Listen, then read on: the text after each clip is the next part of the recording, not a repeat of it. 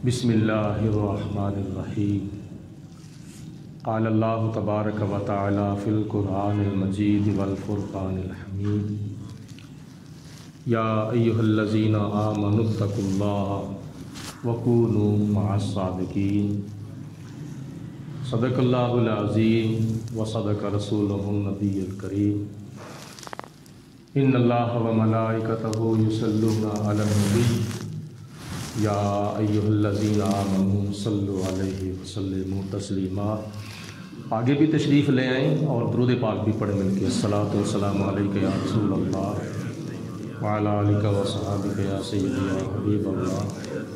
अस्सलातु वस्सलामु अलैका या रहमतल लिल आलमीन व अला आलिका व सहाबिका या खातमन नबिय्यीन। बंदाए परवरदिगारम उम्मते अहमद नबी दोस्त दारे चार यारम ताबे औलादे अली मज़हबे हनफिया दारम मिल्लते हज़रत खलील खाक पाए गौसे आज़म ज़ेरे साया हर वली। इस फ़ारसी का जो शेर है इसका तर्जुमा ये है कि मैं परवरदिगार का बंदा हूँ। बंदा-ए परवरदिगारम, मैं परवरदिगार का बंदा हूँ। उम्मते अहमद नबी, और अल्लाह के आखिरी नबी और रसूल अहमद मुज्तबा हज़रत मोहम्मद मुस्तफ़ा सल्लल्लाहु अलैहि वसल्लम का मैं उम्मती हूँ। दोस्त दारे चार यारम, मैं अल्लाह के चार यारों का दोस्त हूँ। ताबे औलादे अली, और हज़रत अलीउल मुर्तज़ा रज़ी अल्लाह ताला अन्हु की औलाद का मैं ताबेदार हूँ। मज़हब हनफिया दारम, और जो मेरा मज़हब है वो हनफी है। हज़रत इमाम आज़म अबू हनीफ़ा रहमतुल्लाह ताला अलैह के मसलक और मज़हब के मुताबिक मज़हब हनफिया दारम मिल्लत हज़रत खलील, और हज़रत इमाम आज़म का जो मज़हब है मसलक है वो हज़रत इब्राहीम अलैहिस्सलाम के दीन के मुताबिक है। खाक पाए गौसे आज़म ज़ेरे साया हर वली, मैं हज़रत गौसे पाक रहमतुल्लाह ताला अलैह का खाके पा हूँ, यानी आपके कदमों की धूड़ मेरे सर में, और ज़ेरे साया हर वली, मैं अल्लाह के हर वली के ज़ेरे साया हूँ, यानी खुदा के सारे वलियों का साया मेरे सर पर है। मौलाना रूम रहमतुल्लाह ताला अलैह इरशाद फरमाते हैं कि सोहबत ताले तुरा ताले कुनाद, बदों की सोहबत बंदे को बद बना देती है।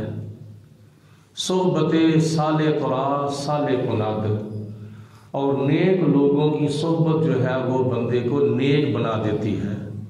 अगर कोई बद के पास बैठता है तो वो भी बद हो जाता है, अगर कोई नेक के पास बैठता है तो वो भी नेक हो जाता है। मौलाना रूम रहमतुल्लाह ताला ने आगे चलकर इरशाद फरमाते हैं कि हर के ख्वाहद हम नशीनी बा खुदा, ओ नशीनत दर हजूर औलिया। आप फरमाते हैं कि जिसको अल्लाह का कुर्ब हासिल करना हो, हर के ख्वाहद हम नशीनी बा खुदा, जो अल्लाह के करीब होना चाहता है वो ओ नशीनत दर हजूर औलिया, वो अल्लाह के वलियों के दर पे चला जाए, अल्लाह ताला का उसको कुर्ब नसीब हो जाएगा। आगे चलकर फिर इरशाद फरमाते हैं कि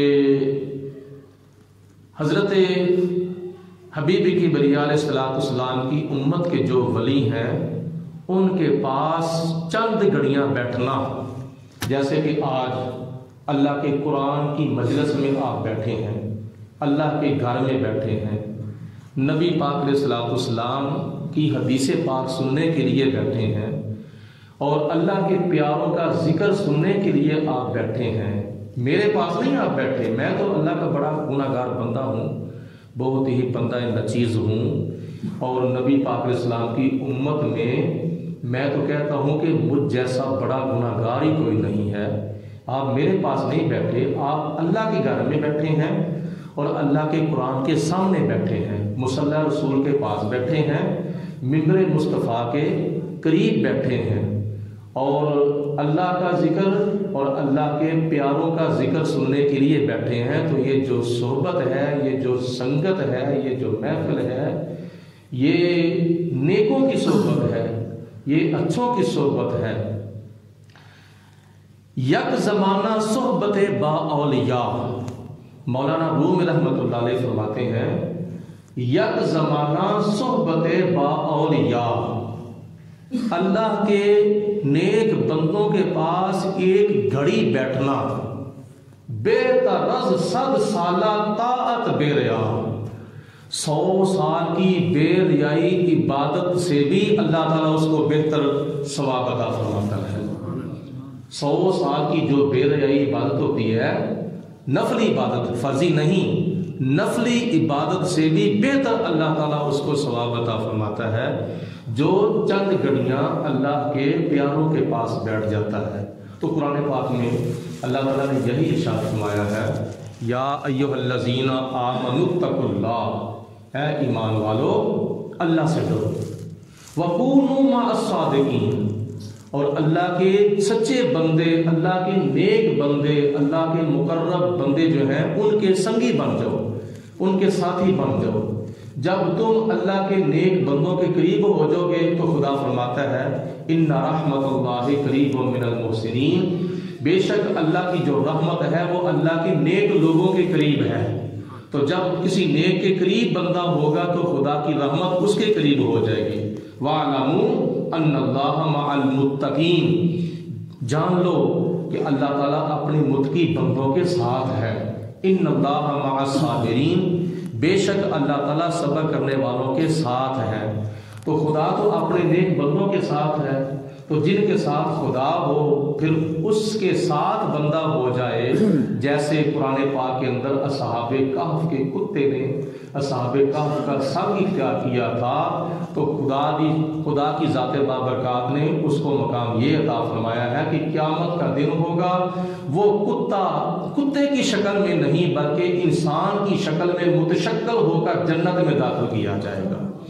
جڑا اللہ دے ولیاں دا کردا اے سنگ، اس کچ تے بھی آندا اے ہیرے دا رنگ، اس ہیرے دا کوڈی بھی رہندا نہیں مل، جڑا گر جاوے ٹوٹ کے کسے ہار چو۔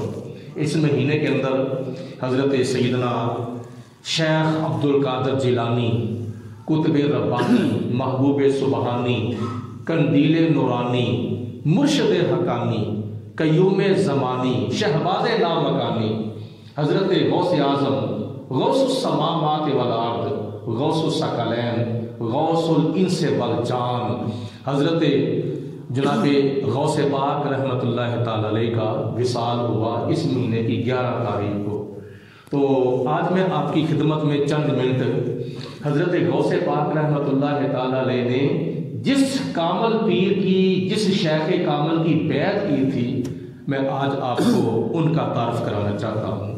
آپ لوگوں نے جناب غوث پاک رحمۃ اللہ علیہ کے بارے میں سنا ہے کہ جناب غوث پاک پیروں کے پیر ہیں، حضرت غوث پاک ولیوں کے ولی ہیں، حضرت غوث پاک شیخوں کے شیخ ہیں، حضرت غوث پاک رحمۃ اللہ تعالیٰ علیہ کتبوں کی کتب ہیں، اور غوثوں کے غوث ہیں، ابدالوں کے ابدال ہیں، میروں کے میر ہیں، پیروں کے پیر ہیں۔ لیکن جناب غوث پاک رحمۃ اللہ تعالیٰ علیہ کا بھی تو کوئی شیخ کامل ہوگا جن سے آپ نے فیض حاصل کیا ہے۔ دیکھو نا، میرا باپ، پھر ان کا باپ، پھر ان کا باپ، پھر ان کا باپ، پھر ان کا باپ، پھر ان کا باپ، چلتا چلتا سلسلہ حضرت آدم علیہ السلام تک چلا جاتا ہے۔ تو جناب غوث پاک رحمۃ اللہ علیہ سارے پیروں کے پیر ہیں، اور جس ولی کو بھی ولایت کا مقام ملا ہے تو جناب غوث پاک کے مور لگانے کی وجہ سے ملا ہے۔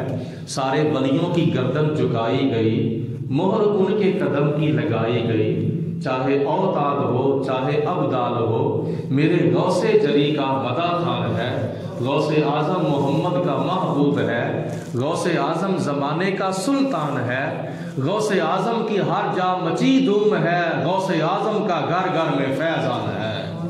حضرت غوث پاک رحمۃ اللہ تعالی علیہ آپ کے والدین بھی کمال کے ولی تھے۔ حضرت غوث پاک کے والد محترم حضرت شیخ ابو صالح موسیٰ جنگی دوست رحمۃ اللہ تعالی علیہ وہ بھی کمال کے ولی تھے، اور آپ کے سسر حضرت عبداللہ صومعی رحمۃ اللہ تعالی علیہ وہ بھی کمال کے ولی تھے، اور حضرت غوث پاک رحمۃ اللہ علیہ کی والدہ محترمہ فاطمہ ام الخیر وہ بھی کمال کی ولیہ تھی۔ حضرت غوث پاک رحمۃ اللہ تعالی علیہ آپ نے شہر جیلان کے اندر جب آنکھ کھولی حضرت شیخ ابو صالح کے گھر میں، تو ابتدائی علوم جو تھے شریعت کے وہ حضرت غوث پاک نے اپنے والد گرامی حضرت شیخ ابو صالح سے حاصل کیے، اور پھر قرآن پاک کی حفظ کیا، اور پھر اس کے علاوہ مزید دین کے علوم حاصل کرنے کے لیے آپ کو والدہ محترمہ نے بغداد شریف بھیج دیا، شہر جیلان سے شہر بغداد کی طرف بھیج دیا۔ حضرت غوث پاک رحمۃ اللہ علیہ جب شہر بغداد میں تشریف لائے تو آپ نے مدرسہ نظامیہ کے اندر داخلہ لے لیا اور درس نظامی مکمل کیا، ظاہری باطنی علوم سارے کے سارے ان تمام علوم کے اوپر مہارت تامہ حاصل کی۔ تو اس کے بعد پھر آپ کو یہ جستجو ہوئی کہ میں کسی شیخ کامل کی تلاش کروں، میں کسی پیر کامل کی تلاش کروں، میں ان کی بیعت کروں، اور پیر کامل بھی وہ ہے جس کا ظاہر شریعت کے مطابق ہو، جس کا باطن طریقت کے مطابق ہو، اور عام لفظوں میں ہم کہتے ہیں جن کی ہر ہر ادا، بولو، جن کی ہر ہر ادا سنت مصطفیٰ، ایسے پیر طریقت پہ لاکھوں سلام۔ ہم اہل سنت و جماعت اس پیر کو پیر مانتے ہیں جن کا ظاہر شریعت کے مطابق ہو اور باطن طریقت کے مطابق ہو، اور شریعت کی خلاف ورزی نہ کرتا ہو۔ اگر کوئی شریعت کی خلاف ورزی پیر ہو کے کرتا ہے تو ہم اس کو پیر نہیں مانتے، ہم اس کو رہبر اور رہنما نہیں مانتے۔ حضرت پیر جماعت علی شاہ صاحب رحمۃ اللہ علیہ جیسا کو پیر ہونا چاہیے، حضرت پیر مہر علی شاہ صاحب رحمۃ اللہ علیہ جیسا کو پیر ہونا چاہیے، حضرت سلطان باہو رحمۃ اللہ علیہ جیسا کو پیر ہونا چاہیے، اور حضرت پیر فیض الحسن شاہ صاحب آلو مہار شریف والے جیسا کو پیر ہونا چاہیے، حضرت محدث اعظم پاکستان مولانا سردار احمد صاحب جیسا کو پیر ہونا چاہیے، الحاج پیر مفتی ابو داؤد محمد صادق صاحب قادری رضوی رحمۃ اللہ علیہ جیسا کو پیر و مرشد ہونا چاہیے، جن کی ہر ادا نبی پاک علیہ الصلوۃ والسلام کی سنت اور آپ کی ادا ہے۔ تو تلاش مرشد کے لیے آپ چل پڑے۔ حضرت غوث پاک رحمۃ اللہ تعالی علیہ نے بیعت کی ایسے بزرگ کی جن کا نام تھا، بغداد شریف کے اندر وہ رہتے تھے، اور بغداد شریف کے اندر سب سے بڑا مدرسہ ان بزرگوں نے بنایا تھا۔ سب سے پہلے شہر بغداد کے اندر جو کہ عراق کا دارالخلافہ ہے، اس شہر بغداد کے اندر سب سے بڑا مدرسہ حضرت غوث پاک کے پیر و مرشد نے بنایا تھا۔ اور یہ بھی یاد رکھو، اللہ تعالیٰ کی ذات بابرکات تک پہنچنے کے لیے یہ راستے ہیں، مسجد، مدرسہ، مزار، یہ علم دین کے اوپر عمل کرنا، یہ اللہ تعالیٰ تک پہنچنے کے راستے ہیں۔ ان راستوں کو چھوڑ کر اگر کوئی ڈائریکٹ خدا کے ساتھ رسائی قائم کرنا چاہتا ہے تو اس کا کبھی بھی اللہ تعالیٰ کے ساتھ رابطہ اور اس کی رسائی نہیں ہو سکتی۔ اس لیے مسجد سے بھی جدا نہیں ہونا چاہیے، مدرسے سے بھی جدا نہیں ہونا چاہیے، اور مرشد سے بھی جدا نہیں ہونا چاہیے، اور مزار سے بھی جدا نہیں ہونا چاہیے۔ ان کا نام تھا حضرت شیخ ابو سعید مبارک بن علی مخزومی حنبلی بغدادی۔ یہ حضرت غوث اعظم رحمۃ اللہ تعالی علیہ کے پیر و مرشد کا نام ہے۔ حضرت شیخ ابو سعید مبارک بن علی مخزومی حنبلی بغدادی، یہ ان کا تعارف ہے۔ حضرت شیخ ابو سعید مخزومی رحمۃ اللہ تعالی علیہ، آپ کو حنبلی اس واسطے کہا جاتا ہے کہ آپ نے فقہ کے 4 اماموں میں سے حضرت امام بن حنبل، امام احمد بن حنبل رحمۃ اللہ تعالی علیہ کی تقلید کی ہے، آپ ان کے مقلد تھے۔ جناب غوث پاک رحمۃ اللہ تعالی علیہ بھی حنبلی مذہب کے ساتھ تعلق رکھتے تھے، اور حضرت امام احمد بن حنبل کے آپ غوث پاک بھی مقلد تھے۔ اور بغدادی اس لیے کہا جاتا ہے کہ آپ بغداد شریف میں رہتے تھے۔ مخزومی اس لیے کہا جاتا ہے کہ آپ قبیلہ مخزوم کے ساتھ تعلق رکھتے تھے۔ حضرت شیخ ابو سعید مخزومی رحمۃ اللہ تعالی علیہ، حضرت غوث پاک رحمۃ اللہ تعالی علیہ تلاش حق کے لیے جب اپنے پیر و مرشد کی جا کے بیعت کرتے ہیں، ہاتھوں میں ہاتھ دیتے ہیں، تو اللہ پاک کی ذات بابرکات نے پھر ایسا نوازا جناب غوث پاک رحمۃ اللہ تعالی علیہ کو کہ جناب شیخ ابو سعید مخزومی رحمۃ اللہ تعالی علیہ کا اتنا فیض ملا، اتنا فیض ملا، اتنا فیض ملا کہ حضرت غوث پاک رحمۃ اللہ علیہ فرماتے ہیں کہ میرے پیر و مرشد مجھے اپنے ہاتھوں سے کھانا کھلاتے ہیں، اپنے ہاتھوں سے پانی پلاتے ہیں، جب کوئی روٹی کا لقمہ میرے منہ میں ڈالتے ہیں تو اس کی برکت سے میرے دل کے اندر اللہ تعالیٰ کے انوار و تجلیات پیدا ہو جاتے ہیں۔ میرے منہ کے اندر جب پانی ڈالتے ہیں تو وہ بھی نور علی نور بن کے میرے دل کے اندر چلا جاتا ہے۔ اور جناب غوث پاک رحمۃ اللہ تعالیٰ علیہ کو حضرت غوث پاک کے پیر و مرشد نے پھر خرقہ کا فرمایا، جس کو دوسرے لفظوں میں جبہ کہتے ہیں۔ اس کے بارے میں روایات میں آتا ہے کہ نبی کریم علیہ السلام نے یہ جبہ حضرت علی المرتضیٰ رضی اللہ تعالی عنہ کو عطا فرمایا۔ حضرت علی المرتضیٰ نے یہ جبہ اپنے مرید اور اپنے خلیفہ حضرت امام حسن بصری رضی اللہ تعالی عنہ کو عنایت فرمایا، اور یہ جبہ چلتا چلتا چلتا چلتا حضرت ابو الحسن احمد بن علی حقاری رحمت اللہ تعالی علیہ تک پہنچا، جو کہ حضرت غوث پاک کے دادا مرشد ہیں۔ اور حضرت ابو الحسن احمد بن علی حقاری رحمت اللہ تعالی علیہ سے یہ جبہ حضرت شیخ ابو سعید مخزومی رحمت اللہ تعالی علیہ تک پہنچا، اور حضرت شیخ ابو سعید مخزومی رحمت اللہ علیہ نے یہ جبہ حضرت غوث پاک کو عطا فرمایا۔ اور آپ نے ایک نام سنا ہے حضرت غوث پاک کے دادا مرشد حضرت ابو الحسن احمد بن علی حقاری رحمت اللہ تعالی علیہ، آپ کو حقاری کہا جاتا ہے، نام ان کا علی احمد بن علی، کنیت تھی ان کی ابو الحسن۔ حقاری ان کو اس لیے کہتے تھے کہ آپ موصل شہر میں رہتے تھے، شہر بغداد کے پاس ملک عراق کے اندر ایک موصل شہر ہے، اس موصل شہر کے اندر ایک پہاڑ تھا جس کا نام تھا حقار، حقار اس کا نام تھا۔